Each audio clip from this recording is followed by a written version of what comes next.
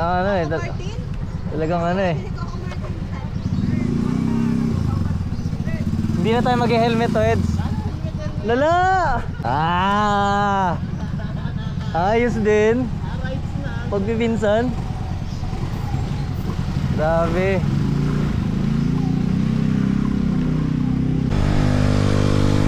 Ano pa eh, naka-power 5 pa yung Mio ni Pinsan ko eh.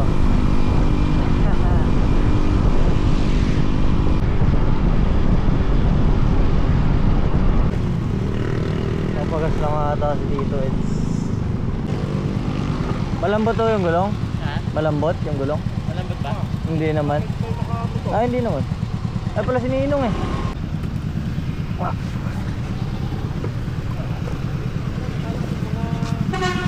Tong bless po.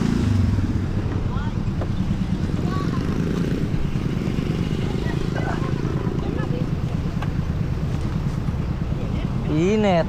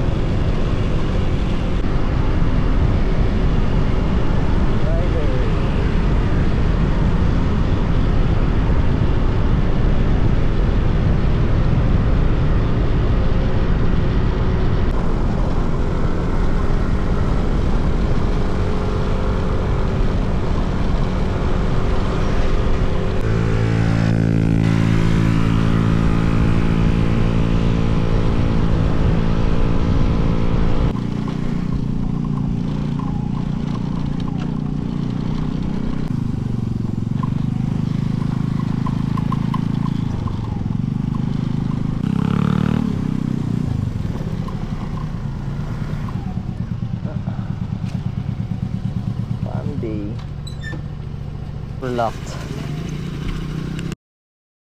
Anong brand? HUL. Ay, Thailand no. Made in Thailand. Dumi nga eh, kahapon napaakinang yan eh. Baka na to yan. Ano po yan? Nagasgas. Welcome to the farm, boys.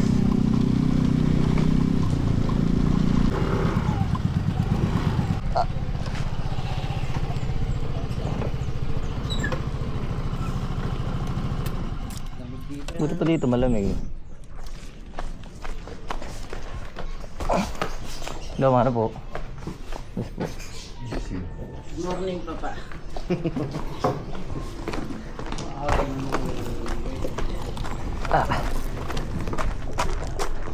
Ito mga tol. Ito, Kimco exciting. Yes. Expressway legal siya kasi 400cc pwede siya ipasok. Kapareho natin eh. White din. Yan. Tapos ang maganda kamo dito na bilib ako. Inano niya lang. Winelding ni lolo ko yung ano, bracket ng top box. Galing eh. Magaling kasi si lolo sa ano, sa metalworks. Ayan, bangis. Ayan. Ewan ko, gagawan din niya ata tong Skytown eh. Hindi ko alam kung tapos niya na. Kaya walang ano, tignan niyo, walang hawakan ngayon yung Skytown eh. Tinanggal namin yung ano dito, yung hawakan ng passenger ng OBR. Pawis ako. Init. Ito mga tolo, tinetest namin yung kabit, ginawa ni lolo. Winelding niya lang para magka-top-box na. Hirap talaga pag medyo bago pa yung motor mo kasi walang mga aftermarket parts eh. Kaya pinabrakit pa ni lolo talaga eh. Ayos na, hindi ko na binidyo yung pagkabit kasi tinutulungan ko si lolo din eh. Nice one. Pag sinarado mo sakto, parang Shopee lang. Oh,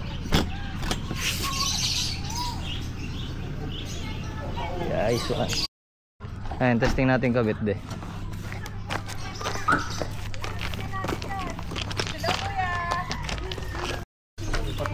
Yay! Dad, yung pinya doon, may pinya.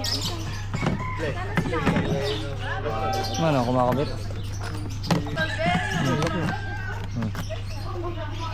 Oh, okay naman. Hindi naman niya, ay, ano ko. Ganun. Ito, konti. Ayan. Sagad na. Apo. Ayos. Ayan, ganyan mukha niya pagka, ano, top box.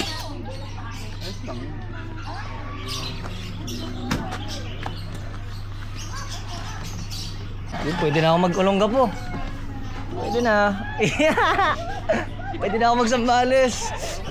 Alright, kakain na tayo. Lunch. Late lunch. Ayun yung farm mo. Namiminta sila ng mulberry dun eh, sa dulo. Super late lunch. Mag 2 o'clock na ata.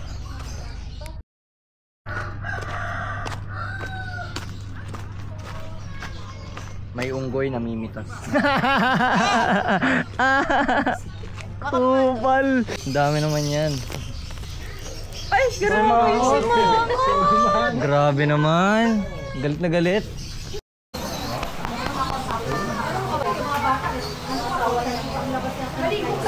Gusto niya yun.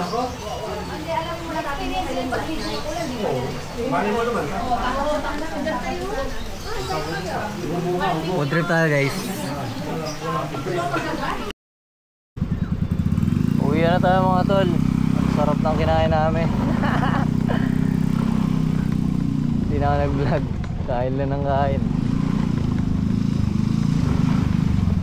Ikaw ano?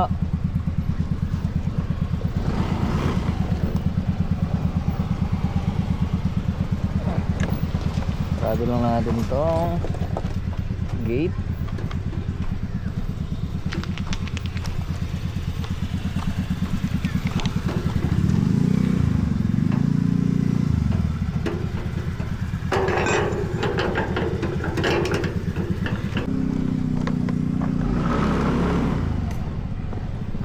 Alright, ano tayo? Mission accomplished tayo. Nakabit na yung bracket ng top box. Natapos nang gawin ni Idolo.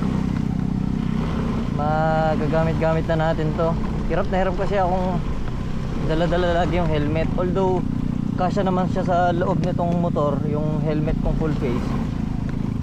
Wala na akong ibang malalagay, kaya nagpadagdag ng compartment.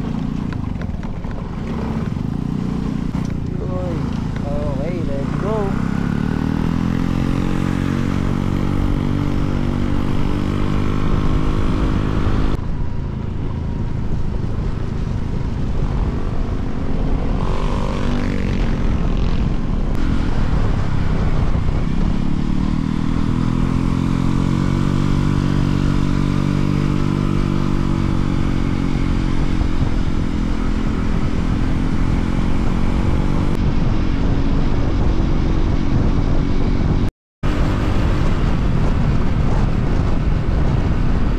What up mga tol, closer look lang nung bracket. Tanggalin lang natin yung box.